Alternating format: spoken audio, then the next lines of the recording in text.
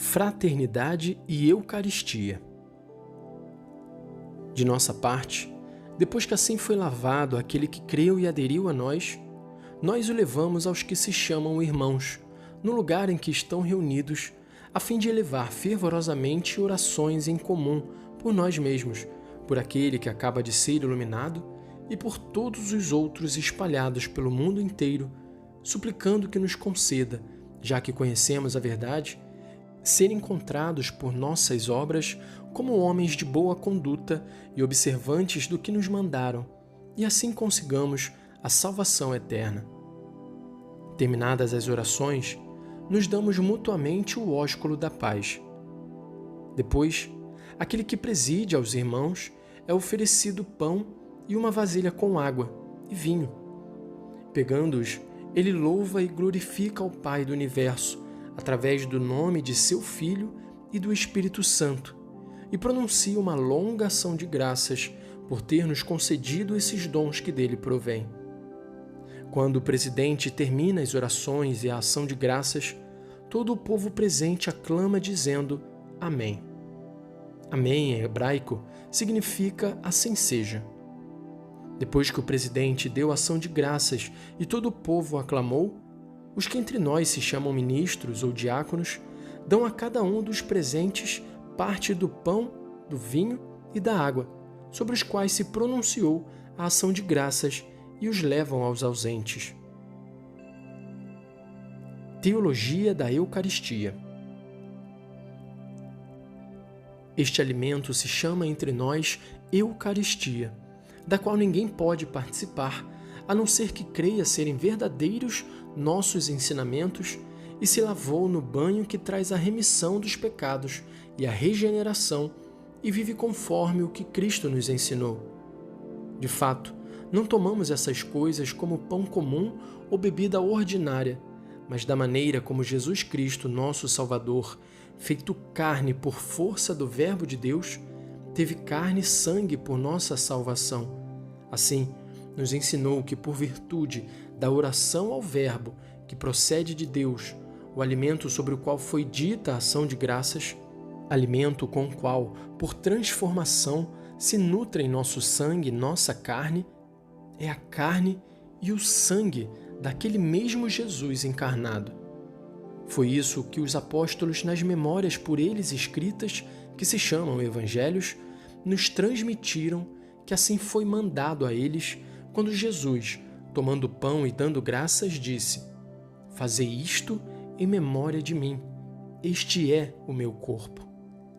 E, igualmente, tomando o cálice e dando graças, disse: Este é o meu sangue. E só participou isso a eles.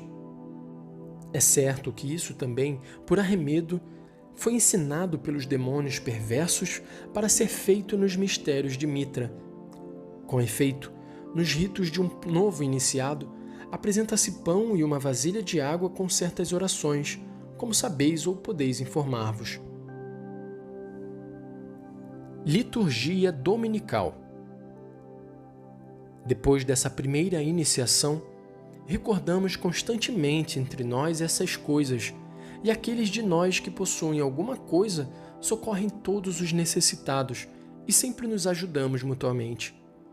Por tudo o que comemos, bendizemos sempre ao Criador de todas as coisas por meio de seu Filho Jesus Cristo e do Espírito Santo. No dia que se chama do Sol, celebra-se uma reunião de todos os que moram nas cidades ou nos campos, e aí se leem, enquanto o tempo o permite, as memórias dos apóstolos ou os escritos dos profetas. Quando o leitor termina, o presidente faz uma exortação e convite para imitarmos esses belos exemplos. Em seguida, levantamo-nos todos juntos e elevamos nossas preces.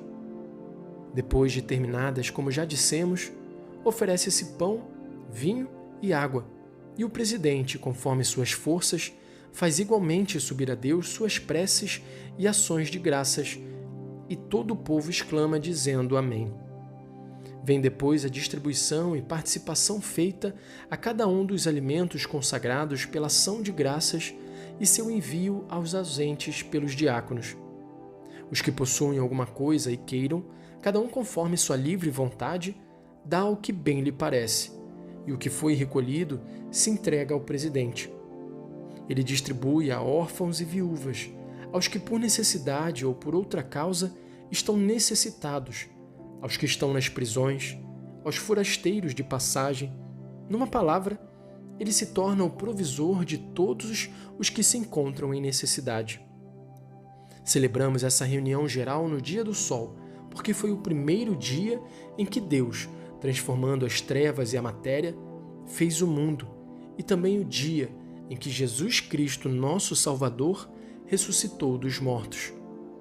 Com efeito, sabe-se que o crucificaram um dia antes do dia de Saturno, e no dia seguinte ao de Saturno, que é o dia do sol, ele apareceu aos seus apóstolos e discípulos e nos ensinou essas mesmas doutrinas que estamos expondo para vosso exame. Petição final. Portanto, se vos parece que tais doutrinas provêm da razão e da verdade, respeitai-as. Mas se as considerais como charlatanice ou coisa de charlatães, desprezai-as. Não decreteis, porém, pena de morte, como contra inimigos, contra aqueles que nenhum crime cometeram. De fato, vos avisamos de antemão que se vos obstinais em vossa iniquidade, não escapareis do futuro julgamento de Deus. De nossa parte, exclamaremos: aconteça o que Deus quiser. Poderíamos também exigir que mandeis celebrar os julgamentos dos cristãos conforme nossa petição, apoiando-nos na carta do máximo e gloriosíssimo César Adriano, vosso pai. Todavia, não vos fizemos nossa súplica, nem dirigimos nossa exposição, porque Adriano o julgasse assim, mas porque estamos persuadidos da justiça de nossas petições. Contudo, anexamos para vós uma cópia da carta de Adriano, para que vejais, segundo o seu teor, que dizemos a verdade. A cópia é a seguinte: a Mimício Fundano. Recebi uma carta que me foi escrita por Serênio Graniano, homem distinto a quem sucedeste. Não me parece que o assunto deva ficar sem esclarecimento, a fim de que os homens não se perturbem, nem se facilitem as malfeitorias dos delatores.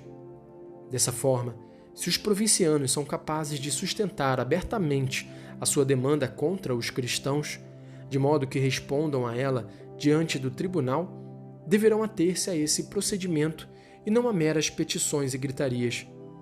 Com efeito, é muito mais conveniente que, se alguém pretende fazer uma acusação, examines tu o assunto. Em conclusão, se alguém acusa os cristãos e demonstra que realizam alguma coisa contra as leis, determina a pena conforme a gravidade do delito. Mas, por Hércules, se essa acusação é caluniosa, castiga-o com maior severidade e cuida para que não fique impune.